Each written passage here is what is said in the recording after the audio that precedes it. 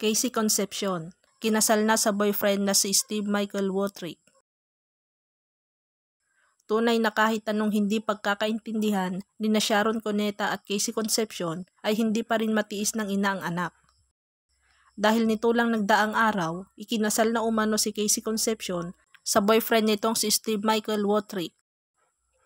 Tila isang panaginip para kay Casey Concepcion ang nangyari sa kanya noong mga nakaraang araw dahil formal na siyang ikinasal sa kanyang boyfriend. Outdoor wedding ang napili ng team ng dalawa, kaya naman sobrang saya ng kanyang family and friends sa kaganapan.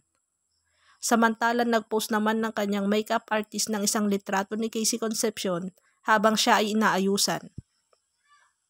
Makikita sa mukha ni Casey na talagang masayang-masaya ito at napakaganda nito sa kanyang wedding dahil sweet and beautiful curls ang napili nitong gawin sa kanyang buhok, kaya naman lumabas lalo ang ganda nito. Si Steve naman ay nagsuot ng barong Tagalog dahil personal request ito ng mommy of the bride na si megastar Sharon Cuneta. Sobra ang paggalang ang ipinakita ni Steve sa mga magulang ni Casey, kaya naman botong-boto umano sila dito.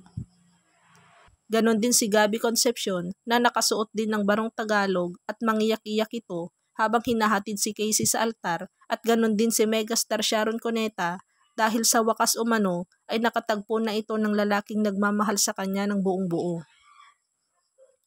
Pawang malalapit lang na kaibigan lamang ang inimbitahan ni Casey Concepcion dahil ayaw niya ng magulo at crowded na wedding.